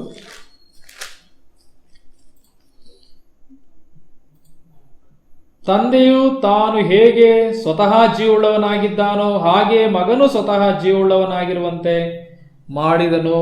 ಓಕೆ, ಜೀವ ಉಳ್ಳವನು. ಓಕೆ, ಯೇಸು ಕ್ರಿಸ್ತನಲ್ಲಿ ಜೀವವಿದೆ ಎಂಬುದಾಗಿಲ್ಲಿ ನೋಡುವಂತರಾಗಿದೆ. ಸ್ವತಃ ಜೀವ, ನಮಗೆ ಸ್ವತಃ ಜೀವ ಇಲ್ಲ, ದೇವರು ಕೊಟ್ಟ ಜೀವ ನಮಗಿರುವಂಥದ್ದಲ್ವಾ. ನಮಗೆ ಸ್ವಂತವಾಗಿ ನಾವು ಜೀವಿಸ್ಲಿಕ್ಕೆ ಸಾಧ್ಯವಿಲ್ಲ, ದೇವರ ಜೀವದಲ್ಲಿ ಜೀವಿಸ್ತಾ ಇದ್ದೇವೆ. ಆದರೆ ಕರ್ತನಾದಂಥ ಯೇಸು ಕ್ರಿಸ್ತನಿಗೆ ಹಾಗೆ ಅಲ್ಲ. ಯೇಸು ಕ್ರಿಸ್ತನು ಸ್ವತಃ ಜೀವವುಳ್ಳವನಾಗಿದ್ದಾನೆ, ಅವನಿಗೆ ಯಾರು ಜೀವ ಕೊಡಬೇಕಾದ ಅವಶ್ಯಕತೆ ಇಲ್ಲ. ಯೇಸು ಕ್ರಿಸ್ತನು ಸ್ವತಃ ಜೀವವುಳ್ಳವನು. ನಾವು 1ನೇ ಅಧ್ಯಾಯದಲ್ಲೂ ಸಹ ನೋಡಿದ್ವಲ್ಲ, ಅದು 1ನೇ ಅಧ್ಯಾಯದಲ್ಲಿ ನೋಡ್ತೀವಲ್ಲ, 18ನೇ ವರ್ಷದಲ್ಲಿ, ಯಾವನು ಏಕಪುತ್ರನು ಸ್ವತಃ ದೇವರು ಆಗಿದ್ದು, ಸ್ವತಃ ದೇವರು. ಯೇಸು ಕ್ರಿಸ್ತನನ್ನು ಯಾರು ದೇವರಾಗಿ ಮಾಡಿಲ್ಲ, ಅವನೇ ದೇವರು ಅಂತ. ಸ್ವತಃ ದೇವರು ಅಂದ್ರೆ ಅರ್ಥ ಏನು? ಎಲೆಕ್ಟ್ ಮಾಡಿಲ್ಲ ಯಾರು ದೇವರು ಅಂತ. ಇಲ್ಲಿ ನಾವು ಮುಖ್ಯಮಂತ್ರಿಗಳನ್ನು ಪ್ರಧಾನಮಂತ್ರಿಗಳನ್ನು ಆಯ್ಕೆ ಮಾಡ್ತೀವಲ್ಲ, ಹಂಗೇನು ದೇವ್ರನ್ನ ನಮಗೆ ಇವನು ದೇವರಾಗಲಿ ಅಂತ ಆಯ್ಕೆ ಮಾಡ್ಕೊಳ್ಳೋದು. ಇವತ್ತೆಲ್ಲ ದೇವ್ರುಗಳನ್ನ ಆಯ್ಕೆ ಮಾಡ್ಕೊಳ್ತಾರಲ್ಲ, ಹಂಗೆ ದೇವರನ್ನ ದೇವರಾಗಿ ಆಯ್ಕೆ ಮಾಡಿಕೊಂಡಿಲ್ಲ. ಇಲ್ಲಿ ಯೇಸು ಕ್ರಿಸ್ತನು ಸ್ವತಃ ದೇವರು. ಅವನನ್ನ ದೇವರಾಗಿ ಯಾರು ಆಯ್ಕೆ ಮಾಡಬೇಕಾದ ಅವಶ್ಯಕತೆ ಇಲ್ಲ, ಅವನು ದೇವರೇ. ಅದೇ ರೀತಿಯಲ್ಲಿ ಜೀವವು ಸಹ ಸ್ವತಃ ಜೀವವುಳ್ಳ ದೇವರು ಎಂಬುದಾಗಿ ನೋಡುವಂತರಾಗಿದ್ದೇವೆ. ಆಯ್ತಾ? ಸ್ವತಃ ಜೀವವುಳ್ಳ ದೇವರು. ಇವನಿಗೆ ಎಲ್ಲಿ ಜೀವ ಬಂತು ಎಂಬುದಾಗಿ ಯಾರು ಕೇಳಬೇಡ. ಅವನು ಸ್ವತಃ ಜೀವವುಳ್ಳವನೇ. ನಮಗೆ ಕೊಟ್ಟಿರುವಂಥ ಜೀವ ಯಾರು? ದೇವರು. ಬದುಕುವಂತೆ ಮಾಡೋದು ಯಾರು? ದೇವರು. ಅಷ್ಟೇನೆ. ದೇವರ ಜೀವದಲ್ಲಿ ನಾವು ಜೀವಿಸ್ತಾ ಇದ್ದೇವೆ ಅಷ್ಟೇ. ಆದರೆ ಯೇಸು ಕ್ರಿಸ್ತನಿಗೆ ಹಾಗೆ ಅಲ್ಲ, ಆತನು ಸ್ವತಃ ಜೀವವುಳ್ಳ ದೇವರೆಂಬುದನ್ನು ನೋಡುತ್ತೇವೆ. 1 ಯೋಹಾನ 5:11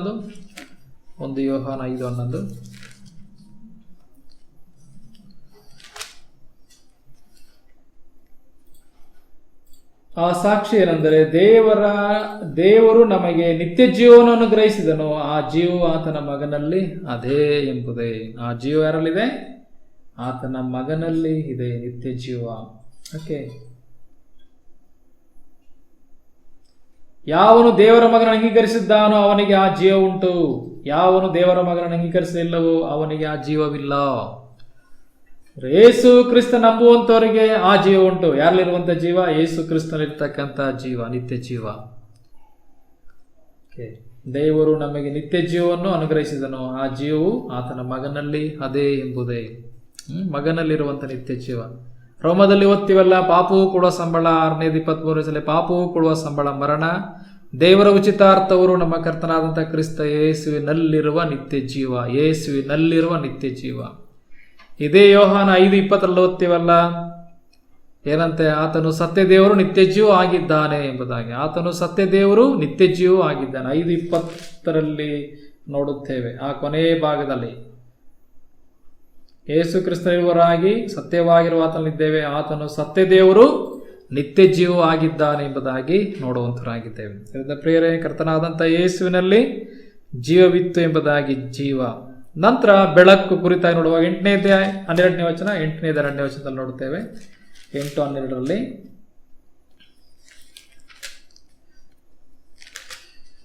ನಾನೇ ಯೇಸು ತಿರುಗಿ ಅವರ ಸಂಗಡ ಮಾತಾಡಲಾರಂಭಿಸಿ, ನಾನೇ ಲೋಕಕ್ಕೆ ಬೆಳಕು, ನನ್ನನ್ನು ಅನುಸರಿಸುವವನು ಕತ್ತಲೆಯಲ್ಲಿ ನಡೆಯದೆ ಜೀವ ಕೊಡುವ ಬೆಳಕನ್ನು ಹೊಂದಿದವನಾಗಿರುವನು ಎಂದು ಹೇಳಿದನು. ಅಲ್ಲಿ ನೋಡಿ, ನಾನೇ ಲೋಕಕ್ಕೆ ಬೆಳಕು, ನನ್ನ ಅನುಸರಿಸುವವನು ಕತ್ತಲೆ ನಡೆಯದೆ ಜೀವ ಕೊಡುವ ಬೆಳಕನ್ನು ಹೊಂದಿದವನಾಗಿರುವನೆಂಬುದಾಗಿ ಯೇಸು ಕರ್ತನು ಹೇಳಿದನು. 9:5 ಲೋಕದಲ್ಲಿರುವಾಗ ಲೋಕಕ್ಕೆ ಬೆಳಕಾಗಿದ್ದೇನೆ ಅಂದನು. ಯೇಸು ಕ್ರಿಸ್ತನ ಲೋಕಕ್ಕೆ ಬೆಳಕು. 12:35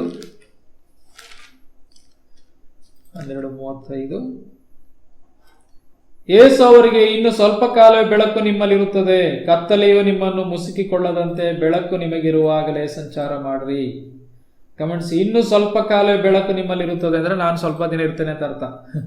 ಆಮೇಲೆ ಹೋಗ್ತಾನೆ, ಈಗಲೇ ನಮ್ಮ ಕತ್ತಲೆ ಬೆಳಕಿಗೆ ಬನ್ರಿ ಎಂಬುದಾಗಿ ಹೇಳುವಂಥದ್ದು. ಅಂದರೆ ಯೇಸು ಕ್ರಿಸ್ತನು ಬೆಳಕು ಎಂಬುದಾಗಿ ನೋಡುತ್ತೇವೆ. ಅದೇ 46ನೇ ವರ್ಷದಲ್ಲೂ ಸಹ ನೋಡುತ್ತೇವೆ, ನನ್ನನ್ನು ನಂಬುವ ಒಬ್ಬನಾದರೂ ಕತ್ತಲಿರಬಾರದೆಂದು ನಾನು ಬೆಳಕಾಗಿ ಲೋಕಕ್ಕೆ ಬಂದಿದ್ದೇನೆ. ಓಕೆ, ಎಲ್ಲಿರಬಾರ್ದು ಅಂತ?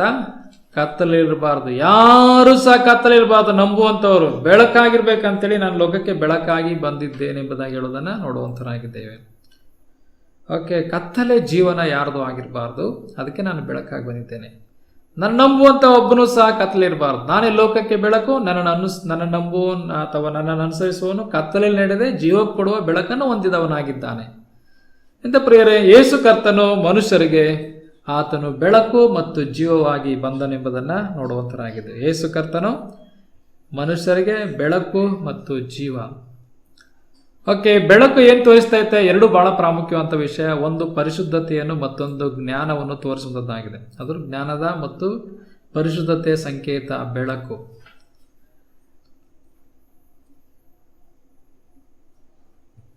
ಈಗ ನಾವು ಜ್ಞಾನವಂತರಾಗಿದ್ದೇವೆ. ಹೇಗೆ? ಕರ್ತನಾದಂಥ ಯೇಸು ಕ್ರಿಸ್ತನನ್ನ ನಂಬುವುದರ ಮುಖಾಂತರ.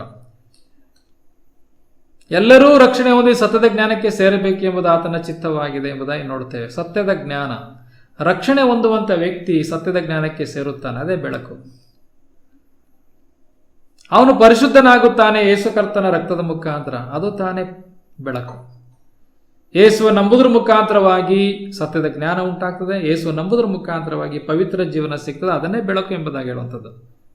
ಯೇಸು ಕ್ರಿಸ್ತನು ಮನುಷ್ಯರಿಗೆ ಬೆಳಕಾಗಿದ್ದಾನೆ ಮತ್ತು ಜೀವವಾಗಿದ್ದಾನೆ. ದಟ್ ಮೀನ್ಸ್ ಅದರ ಅರ್ಥ ಏನು? ನಿತ್ಯ ನಿತ್ಯಕ್ಕೂ ಬದುಕುವಂತ ಒಂದು ಭಾಗ್ಯ ಯೇಸು ಕ್ರಿಸ್ತನಲ್ಲಿ ಸಿಗ್ತದೆ ಅಂತ ಅರ್ಥ. ಯೇಸು ಕ್ರಿಸ್ತನು ಆತನು ಯಾವಾಗಲೂ ಬದುಕುವನಾದ್ದರಿಂದ ನಾವು ಸಹ ಯಾವಾಗಲೂ ಬದುಕುವಂತವರಾಗುತ್ತೇವೆ ಅಂತ ಅರ್ಥ. ಯೇಸು ಕ್ರಿಸ್ತನು ನಿತ್ಯ ನಿತ್ಯಕ್ಕಿರುವುದರಿಂದ ನಾವು ನೀವುಗಳು ಸಹ ಯೇಸು ಕ್ರಿಸ್ತನ ಆಶ್ರಯಿಸಿಕೊಂಡ್ರೆ ಆತ ನಂಬಿದರೆ ನಿತ್ಯ ನಿತ್ಯಕ್ಕೂ ಜೊತೆಯಲ್ಲಿ ಇರ್ತೇವೆ ಎಂಬುದರ ಅರ್ಥ ಅದು. ಅದಕ್ಕಾಗಿ ಯೇಸು ಕ್ರಿಸ್ತನು ಬಂದಂಥದ್ದು. ಅದರಿಂದ ಯೇಸು ಕ್ರಿಸ್ತನು ನಿತ್ಯ ನಿತ್ಯಕ್ಕೂ ತಂದೆಯೊಂದಿಗೆ ಇದ್ದವನು, ದೇವರಾಗಿದ್ದವನು. ಯೇಸು ಕ್ರಿಸ್ತನು ಎಲ್ಲವನ್ನ ಸೃಷ್ಟಿ ಮಾಡಿದ ಸೃಷ್ಟಿಕರ್ತನು. ಅಷ್ಟು ಮಾತ್ರವಲ್ಲ, ಆತನು ಮನುಷ್ಯರಿಗೆ ಜೀವವು ಮತ್ತು ಬೆಳಕು ಆಗಿದ್ದಾನೆ ಎಂಬುದಾಗಿ ಯೋಹಾನನು ತನ್ನ ಪೀಠಿಕೆಯಲ್ಲಿ ತಿಳಿಸುವುದನ್ನು ನೋಡುವಂತರಾಗಿದ್ದೇವೆ. ಮತ್ತೆ ನೋಡುವ ಸಮಯದಲ್ಲಿ ಈ ಬೆಳಕಿಗೆ ಬಂದ್ರೆ ಈ ಬೆಳಕನ್ನ ಕತ್ತಲೆಯು ಮುಸುಕಲಿಕ್ಕೆ ಸಾಧ್ಯವಿಲ್ಲ ಎಂಬುದಾಗಿ ನೋಡುವಂತರಾಗಿದ್ದೇವೆ. ಬೆಳಕು ಕತ್ತಲಲ್ಲಿ ಪ್ರಕಾಶಿಸುತ್ತದೆ. ಆ ಕತ್ತಲೆ ಬೆಳಕನ್ನ ಮುಚ್ಚಲಿಕ್ಕೆ ಸಾಧ್ಯವಿಲ್ಲ. ಕತ್ತಲು ಅದನ್ನು ಮುಸುಕಲಿಲ್ಲ. 5ನೇ ವಚನದ ಕೊನೆಯ ಭಾಗದಲ್ಲಿ ಕತ್ತಲು ಅದನ್ನ ಮುಸುಕಲಿಲ್ಲ ಎಂಬುದಾಗಿ ನೋಡುತ್ತೇವೆ. ಅದರಿಂದ ಎಂದಿಗೂ ಸಹ ಈ ಬೆಳಕಿಗೆ ಬಂದಂಥವ್ರನ್ನ ಕತ್ತಲೆ ಕವಿಲಿಕ್ಕೆ, ಮುಸುಕಲಿಕ್ಕೆ ಸಾಧ್ಯವಿಲ್ಲ. ಈಗೆಲ್ಲ ನಿಮ್ಮ ಕಣ್ಣುಗಳು ತೆರೆಯಲ್ಪಟ್ಟಿದೆ, ಸತ್ಯ ಅಂತ ಅರ್ಥವಾಗಿದೆ. ಈ ಕತ್ತಲೆ ಬಂದು ಮತ್ತೆ ನಿಮ್ಮನ್ನ ಮುಚ್ಚಲಿಕ್ಕೆ ಸಾಧ್ಯವಿಲ್ಲ. ಓಕೆ, ಕತ್ತಲು ಮುಸುಕಲಿಲ್ಲ ಎಂಬುದಾಗಿ ನಾವು ನೋಡುವಂತರಾಗಿದ್ದೇವೆ. ಅದರರ್ಥ Jesus Christ shone in the darkness of this world and the darkness could not cover it. ಅಂದ್ರರ್ಥ ಈ ಕತ್ತಲೆ ಎಂದಿಗೂ ಅದನ್ನ ಮರೆ ಮಾಡಲಿಕ್ಕೆ ಸಾಧ್ಯವಾಗಿಲ್ಲ. ಯೇಸು ಕ್ರಿಸ್ತನು ಇಲ್ಲಿ ಬಂದು ಈ ಕತ್ತಲೆ ಲೋಕದಲ್ಲಿ ಆತನು ಬೆಳಗಿದನು, ತನ್ನ ಬೆಳಕನ್ನ ಪ್ರಚಾರ ಮಾಡಿದನು. ಅಂದ್ರೆ ಈ ಲೋಕಕ್ಕೆ ಬಂದು ಕರ್ತನಾಂತ ಯೇಸು ಕ್ರಿಸ್ತನು ಬೆಳಕನ್ನ ತೋರಿಸಿಕೊಂಡ, ಅಥವಾ ಇನ್ನೊಂದು ಅರ್ಥ ಹೇಳಬೇಕಾದ್ರೆ ಆತನು ಬೆಳಗಿದನು. ದ ಶೋನ್ ಎಂಬುದಾಗಿ ಹೇಳುವಾಗ ಆತನ ಬೆಳಕು ಎಲ್ಲರಿಗೂ ಸಹ ಹರಡುವಂತಾಯಿತು ಎಂಬುದಾಗಿ ನೋಡುವಂಥವರು ಆಗಿದ್ದೇವೆ.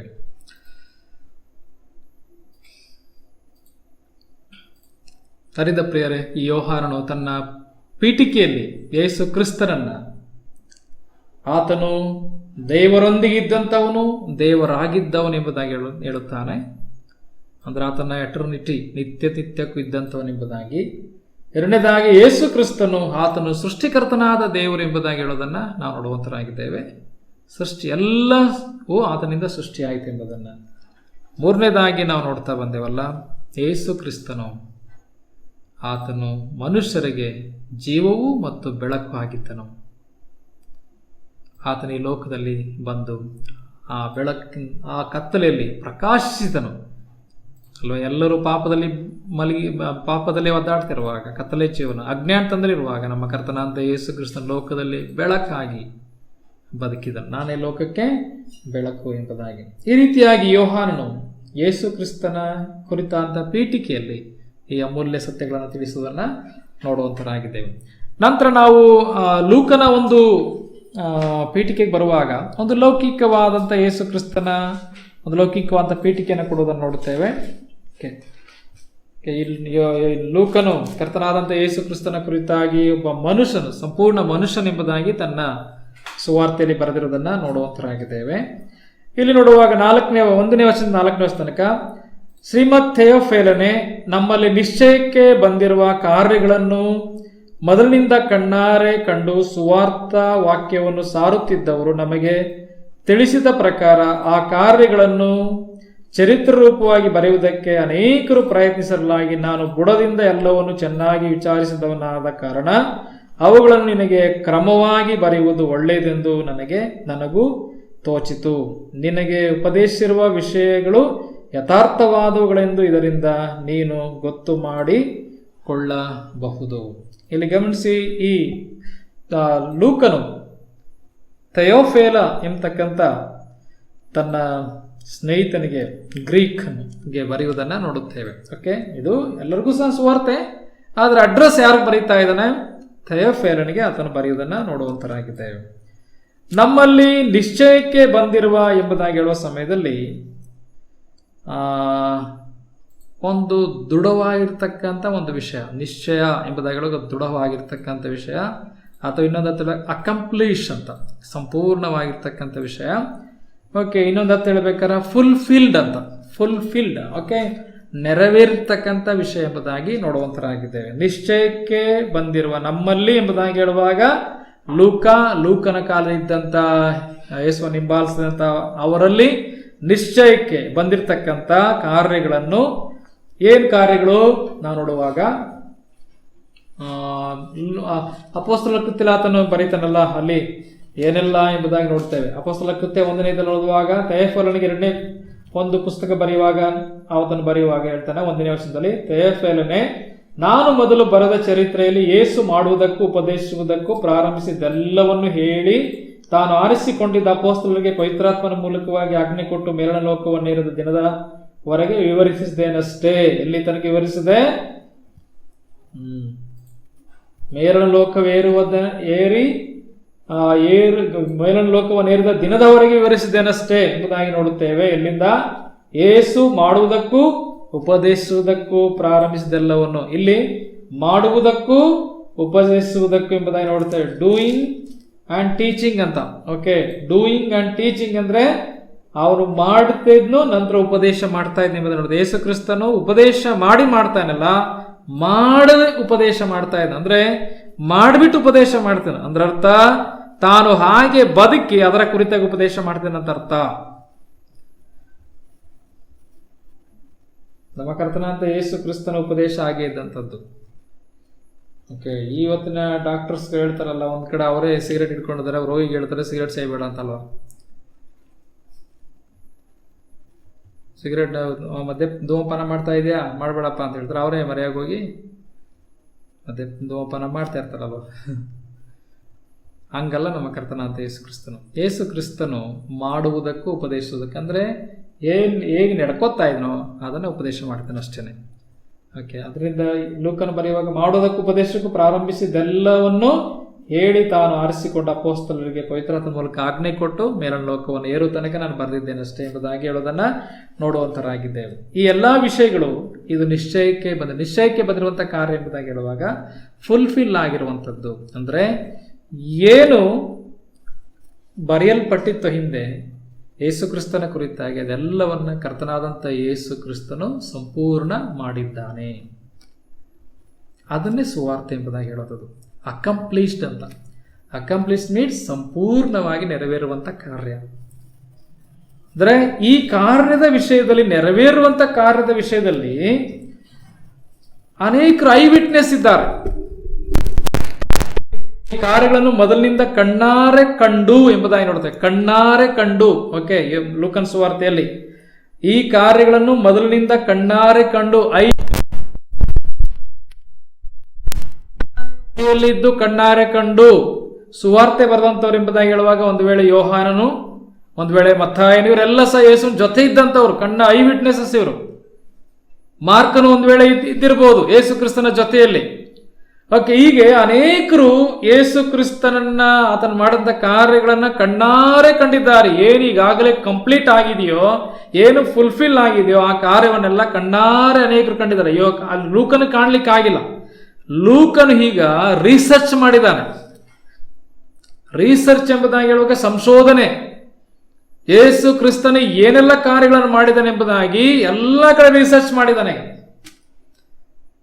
ಇವನು ಕಣ್ಣಾರೆ ಕಂಡಂಥದ್ದಲ್ಲ, ಆದರೆ ಕಣ್ಣಾರೆ ಕಂಡಂಥವರಿಂದ ತಿಳಿದಂಥ ಒಂದು ವಿಷಯಗಳು. ಅದನ್ನು ನಾವಿಲ್ಲಿ ನೋಡುವಂಥದ್ದು ಏನಂತೆ, ನಿಶ್ಚಯಕ್ಕೆ ಬಂದಿರುವ ಕಾರ್ಯಗಳನ್ನು ಮೊದಲಿನಿಂದ ಕಣ್ಣಾರೆ ಕಂಡು ಸುವಾರ್ಥ ವಾಕ್ಯವನ್ನು ಸಾರುತ್ತಿದ್ದವರು ನಮಗೆ ತಿಳಿಸಿದ ಪ್ರಕಾರ.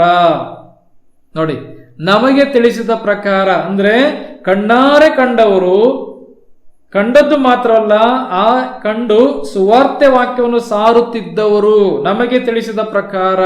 ಕಣ್ಣಾರೆ ಕಂಡಂತ ಅನೇಕರು ಸುವಾರ್ತೆಯನ್ನು ಸಾರುತ್ತಾ ಇದ್ರು. ಅವರು ಆ ಸಾರುತ್ತಿದ್ದ ನಮಗೆ ತಿಳಿಸಿದ ಪ್ರಕಾರ ಈ ಕಾರ್ಯಗಳನ್ನು ಚರಿತ್ರರೂಪವಾಗಿ ಬರೆಯುವುದಕ್ಕೆ ಅನೇಕರು ಪ್ರಯತ್ನಿಸಿರಲಾಗಿ ನಾನು ಸಹ ಹಾಗೆ ಸುವಾರ್ತೆ ಬರಲಿಕ್ಕೆ ಪ್ರಯತ್ನಿಸಿದನು. ಆದರೆ ಒಂದು ಏನಂತಂದ್ರೆ, ಬುಡದಿಂದ ಎಲ್ಲವನ್ನು ಚೆನ್ನಾಗಿ ವಿಚಾರಿಸಿದವನಾದ ಕಾರಣ. ಬುಡದಿಂದ ಎಲ್ಲವನ್ನು ವಿಚಾರಿಸಿದವನಾದ ಕಾರಣ ಅಂದ್ರೆ ಅರ್ಥ, ಲೂಕನು ಎಲ್ಲವನ್ನ ವಿಚಾರಣೆ ಮಾಡಿ ಇಲ್ಲಿ ಬರೆಯುವುದನ್ನ ನಾವು ನೋಡುವಂತರಾಗಿದ್ದೇವೆ ಪ್ರೇರೆ. ಅಂದ್ರೆ ಅರ್ಥ, ಈತನು ಸಾಕಷ್ಟು ಇನ್ವೆಸ್ಟಿಗೇಷನ್ ಮಾಡಿದ್ದಾನೆ, ಸಾಕಷ್ಟು ಸಂಶೋಧನೆ ಮಾಡಿದ್ದಾನೆ, ಸಾಕಷ್ಟು ರಿಸರ್ಚ್ ಮಾಡಿದ್ದಾನೆ. ಕಾರಣ ಏನು? ತಾನು ಹೇಳುವಂಥ ವಿಷಯದಲ್ಲಿ ಸ್ಪಷ್ಟತೆ ದೃಢವಾಗಬೇಕು. ನಾನು ಏನು ಸುವಾರ್ತೆ ಬರೀತೇನೋ ಅದು ಇನ್ನೂ ದೃಢಪಡಿಸಬೇಕು. ಅದರಿಂದ ಆತನು ಸಾಕಷ್ಟು ಎಲ್ಲ ಕಡೆ ರಿಸರ್ಚ್ ಮಾಡಿ, ಯಾರ್ಯಾರು ಕಣ್ಣಾರೆ ಕಂಡು ಸಾರ್ತಾ ಇದ್ರು ಅವ್ರ ಮುಖಾಂತರವಾಗಿ ಇನ್ನೂ ಬೇರೆ ಬೇರೆ ಬೇರೆ ಬೇರೆ ಒಂದು ವೇಳೆ ಅನೇಕ, ಈಗ ಒಂದು ವೇಳೆ ಎಲಿಜಬೆತ್ ಸ್ಥಾನಿಕನಂತ ಯೋಹನಿಗೆ ಜನ್ಮ ಕೊಟ್ಲಲ್ಲ, ಎಲಿಜಬೆತ್ ವಿಷಯದಲ್ಲಿ ಅದು ಯಾವ ಸುವಾರ್ತೆಲೂ ಇಲ್ಲ ಗೊತ್ತುಂಟಲ್ಲ. ಆದ್ರೆ ಇವನು ಅದು ರಿಸರ್ಚ್ ಮಾಡಿದನು. ಸ್ಥಾನಿಕನಂತ ಯೋಹನು ಯಾರ ಮಗನು, ಅವರು ಎಲ್ಲಿ ಕೆಲಸ ಮಾಡ್ತಾ ಇದ್ರು, ಓಕೆ, ಅವರು ಯಾರು, ಅವ್ರ ತಂದೆ ತಾಯಿಗಳು ಯಾರು, ಹೀಗೆ ಅವ್ರ ತಂದೆ ಜಕರಿಯ ಅವನು ದೇವಸ್ಥಾನದಲ್ಲಿ ಧೂಪ ಹಾಕ್ತಾ ಇದ್ನು ಸರತಿ ಪ್ರಕಾರ. ಈ ಸುವಾರ್ತೆಯಲ್ಲಿ ಬಹಳ ರಿಸರ್ಚ್ ಮಾಡಿ ಬರೆದಿರುವಂಥದ್ದು ಇದೆಲ್ಲವೂ ಸಹ. ಓಕೆ, ಹೀಗೆ ಬುಡದಿಂದ ಎಂಬುದಾಗಿ ಹೇಳುವಾಗ ಇನ್ ಬಿಗಿನಿಂಗ್ ಅಂತ ಇಂಗ್ಲೀಷಲ್ಲಿ ಬಿಗಿನಿಂಗ್ ಇಂದ ಪ್ರಾರಂಭಿಸ್ತಾನೆ. ಅಂದರೆ ಈ ಲೋಕದ ಬಿಗಿನಿಂಗ್ ಅಷ್ಟೇನೆ. ಆದರೆ ಯೋಹಾನ ಹೇಳುವಂಥದ್ದು ನಿತ್ಯತ್ವದ್ದು, ಯೇಸು ಕ್ರಿಸ್ತನದ್ದು ಆ ಪೀಠಿಗೆ ಕೊಡುವಾಗ, ಇಲ್ಲಿ ಲೂಕ ಬರೆಯುವಂಥದ್ದು ಈ ಲೋಕದ ಬಿಗಿನಿಂಗ್. ಓಕೆ, ಅಲ್ಲಿಂದ ಬುಡದಿಂದ ಎಲ್ಲವನ್ನು ಚೆನ್ನಾಗಿ ವಿಚಾರಿಸಿದವನಾದ ಕಾರಣ ಅವುಗಳನ್ನು ನಿನಗೆ ಕ್ರಮವಾಗಿ ಬರೆಯುವುದು, ಕ್ರಮವಾಗಿ, ಓಕೆ, ಒಂದಾದ್ಮೇಲೆ ಒಂದು ಕ್ರಮವಾಗಿ ಬರೆಯುವಂಥದ್ದು ನನಗೆ ಒಳ್ಳೆಯದೆಂದು ನನಗೂ ತೋಚಿತು ಎಂಬುದಾಗಿ ನೋಡುವಂತರಾಗಿದ್ದೇವೆ. ನಂತರ 4ನೇ ವರ್ಷದಲ್ಲಿ, ನಿನಗೆ ಉಪದೇಶಿಸಿರುವ ವಿಷಯಗಳು ಯಥಾರ್ಥವಾದವುಗಳೆಂದು ಇದರಿಂದ ನೀನು ಗೊತ್ತು ಮಾಡಿಕೊಳ್ಳಬಹುದು. ನಿನಗೆ ತಿಳಿಸಿದಂಥ ವಿಷಯ ಏನೋ ಯಥಾರ್ಥವಾದವುಗಳಂತ ನೀನು ಇದರಿಂದ ತಿಳಿದುಕೊಳ್ಳಬಹುದು ಎಂಬುದಾಗಿ ಹೇಳೋದನ್ನು ನೋಡುವಂತರಾಗಿದ್ದೇವೆ. ಪ್ರಿಯರೇ, ಇಲ್ಲಿ ನೋಡುವ ಸಮಯದಲ್ಲಿ ಈ ಪತ್ರಿಕೆಯನ್ನ ಈ ಸುವಾರ್ತೆಯನ್ನು ಥೆಯೋಫೈಲನಿಗೆ ಬರೀತಾ ಇದ್ದಾನೆ. ಈ ಥೆಯೋಫೈಲನು ಒಬ್ಬ ಎಕ್ಸಲೆಂಟ್ ಆತನು ವ್ಯಕ್ತಿಯಾಗಿದ್ದಾನೆ. ರೋಮನ್ ಸರ್ಕಾರದಲ್ಲಿ ಒಂದು ದೊಡ್ಡ ಉನ್ನತವಾದಂಥ ಸ್ಥಾನದಲ್ಲಿದ್ದಂಥ ವ್ಯಕ್ತಿಯಾಗಿದ್ದಾನೆ ಎಂಬುದಾಗಿ ಹೇಳುವಂಥದ್ದುಂಟು. ಈತನಿಗೂ ಸಹ ಸುವಾರ್ತೆ ಮುಟ್ಟಿದೆ ನನ್ನೇನು. ಆದರೆ ಇನ್ನಷ್ಟು ಭದ್ರಪಡಿಸ್ಲಿಕ್ಕಾಗಿ, ಇನ್ನಷ್ಟು ಅವನ್ನ ದೃಢಪಡಿಸ್ಲಿಕ್ಕೋಸ್ಕರ ಲೂಕನ್ ಏನ್ ಮಾಡ್ತಾ ಇದ್ದಾನೆ, ಬುಡದಿಂದ ಎಲ್ಲ ವಿಷಯಗಳನ್ನ ಬರೀತಾ ಇದ್ದಾನೆ ಎಂಬುದಾಗಿ ಹೇಳೋದನ್ನ ನೋಡುವಂತರಾಗಿದ್ದೇವೆ. ಅದರಿಂದ ಇದು ಯಥಾರ್ಥವಾದವುಗಳೆಂದು ಇದರಿಂದ ನಿನಗೆ ಗೊತ್ತು ಮಾಡಿಕೊಳ್ಳಬಹುದು ಎಂಬುದಾಗಿ ಹೇಳುವಾಗ ಇದು ನಿಜವಾದಂತ ಇದರಿಂದ ನಿನಗೆ ಗೊತ್ತಾಗ್ತದೆ. ಅರ್ಥ, ಇವನ ಇನ್ನಷ್ಟು ನಂಬಿಕೆಯನ್ನ ಈ ಭದ್ರಪಡಿಸ್ಲಿಕ್ಕಾಗಿ ಸುವಾರ್ತೆ ಬರೆದಿರೋದನ್ನು ನೋಡುವಂತರಾಗಿದೆ. ಈ ಥೆಯೋಫಿಲನಿಗೆ ಯೇಸು ಕ್ರಿಸ್ತನ ಸಾಕಷ್ಟು ವಿಷಯ ಗೊತ್ತಿರ್ಬೋದು, ಆದರೆ ಇನ್ನಷ್ಟು ಭದ್ರವಾಗ್ಲಿಕ್ಕಾಗಿ, ಇನ್ನಷ್ಟು ಕ್ರಿಸ್ತ ನಂಬಿಕೆಯಲ್ಲಿ ದೃಢವಾಗ್ಲಿಕ್ಕಾಗಿ, ಇದೊಂದು ಚರಿತ್ರೆ ಎಂಬುದಾಗಿ ಅವನಿಗೆ ಅರ್ಥವಾಗಲಿಕ್ಕೋಸ್ಕರ ಈ ಲೂಕನು ರಿಸರ್ಚ್ ಮಾಡಿ, ಸಂಶೋಧನೆ ಮಾಡಿ, ಎಲ್ಲ ವಿಷಯಗಳನ್ನ ಕಲೆಕ್ಟ್ ಮಾಡಿ, ಬಿಗಿನಿಂಗ್ ಇಂದ ಎಲ್ಲಿಂದ ಸ್ಟಾರ್ಟ್ ಮಾಡ್ತಾನೆ, ದೇವಾಲಯದಲ್ಲಿ ಅನೌನ್ಸ್ಮೆಂಟ್ ಆಗ್ತದೆ ಯಾರು ಹುಟ್ಟುವ ವಿಷಯದಲ್ಲಿ, ಸ್ನಾನಿಕನಾಂತ ಯೋಹಾನ್ ಹುಟ್ಟುವಂಥ ವಿಷಯದಲ್ಲಿ ದೇವದೂತ ಬಂದು ಮಾತಾಡೋದು, ಅಲ್ಲಿಂದ ತೆಗೆದುಕೊಳ್ಳೋದನ್ನ ನಾವು ನೋಡುವಂತರಾಗಿದ್ದೇವೆ ಪ್ರೇರೆ. ಈಗ ಇವನು ಐ ವಿಟ್ನೆಸ್ ಅಲ್ಲ ಲೂಕನು ಪೌಲನ ಟೀಮಲ್ಲಿ ನಾವು ನೋಡ್ತೇವೆ, ಪೌಲನ ಟೀಮಲ್ಲಿ ಬಂದದನ್ನು ನೋಡುತ್ತೇವೆ.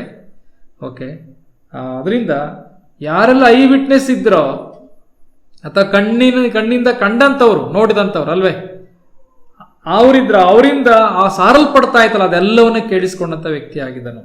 ಹೀಗೆ ಎಲ್ಲ ಕಡೆ ರಿಸರ್ಚ್ ಮಾಡಿ ಆತನ ಅನೇಕರು ಪ್ರಯತ್ನಿಸ್ತಾ ಇದ್ದಾರೆ. ಆದರೆ ಇವನು ಸಹ ಇನ್ನೂ ಆಳವಾಗಿ ನಾನು ಪ್ರಾರಂಭದಿಂದಲೂ ಸಹ ಹುಡುಕಿ ಬರಿಬೇಕೆಂಬುದಾಗಿ ಆತನ ರಿಸರ್ಚ್ ಮಾಡಿ ದೇವರಾತ್ಮ ನಡೆಸುವಿಕೆಯಿಂದ ಈ ಒಂದು ಸುವಾರ್ತೆಯನ್ನು ಬರೆದಿರೋದನ್ನು ನಾವು ನೋಡುವಂತರಾಗಿದ್ದೇವೆ ಪ್ರೇರರು. ಅದರಿಂದ ನೋಡುವ ಸಮಯದಲ್ಲಿ 2 ಪೀಠಿಕೆಗಳು, ಒಂದು ಲೂಕನ್ ಕೊಡುವ ಪೀಠಿಕೆ, ಮತ್ತೊಂದು ಯೋಹಾನ ಕೊಡುವ ಪೀಠಿಕೆ. ಲೂಕನ್ ಬರೆದತಕ್ಕಂಥ ಪೀಠಿಕೆ ಈ ಲೋಕದ ಬಿಗಿನಿಂಗ್ ಅಲ್ವೇ, ಈ ಲೋಕದ ಪ್ರಾರಂಭ, ಈ ಲೋಕದ ಯೇಸು ಕ್ರಿಸ್ತನ ಜೀವನ ಪ್ರಾರಂಭದ ಪೀಠಿಕೆಗಳು. ಆದರೆ ಯೋಹಾನ ಕೊಡುವಂಥ ಪೀಠಿಕೆ ಆತನು ಆದಿಯಲ್ಲೇ ಇದ್ದಂಥವನಂತ, ನಿತ್ಯ ನಿತ್ಯಕ್ಕೂ ದೇವರೊಂದಿಗೆ ಇದ್ದಂಥವನು, ನಂತರ ಆತನು ಸೃಷ್ಟಿಕರ್ತನು, ಎಲ್ಲವನ್ನು ಸೃಷ್ಟಿ ಮಾಡಿದಂಥವನು, ಆತನು ಮನುಷ್ಯರಿಗೆ ಜೀವವು ಮತ್ತು ಬೆಳಕು ಆಗಿದ್ದಾನೆಂಬುದಾಗಿ ಬರೆಯುವಂಥದ್ದನ್ನು ನೋಡುವಂಥವ್ರು ನಾವಾಗಿದ್ದೇವೆ ಪ್ರಿಯರೇ. ನಂತರ ನಾಳೆ ದೇವಚಿತ್ತವಾದರೆ 2 ಜಿನಿಯಾಲಜಿ ಅಥವಾ 2 ವಂಶಾವಳಿಯನ್ನು ನಾವು ನೋಡುತ್ತೇವೆ. ಒಂದು ಮತ್ತಾಯದಲ್ಲಿ, ಮತ್ತೊಂದು ಲೂಕದಲ್ಲಿ. ಅದನ್ನು ಸಹ ನೋಡೋಣ. ಅದು ನೆಕ್ಸ್ಟ್ ಆರ್ಡರ್ ಬರುವಂಥದ್ದು. ಮೊದಲನೇದು ಪೀಠಿಕೆ, 2ನೇದು ವಂಶಾವಳಿ. ಓಕೆ, ನಂತರ ಹಾಗೆ ಒಂದೊಂದಾಗಿ ಆರ್ಡರ್ ಆಗಿ ನಾವು ಕಲಿತಾ ಬರೋಣ. ಕರ್ತನ ಈ ವಾಕ್ಯದ ಮುಖಾಂತರ ಮಹಿಮದಲ್ಲಿ ಪ್ರಾರ್ಥನೆ ಮಾಡಿ ಕೊಟ್ಟವನ್ನು ಮುಗಿಸುವಂತಾಗಿರೋಣ.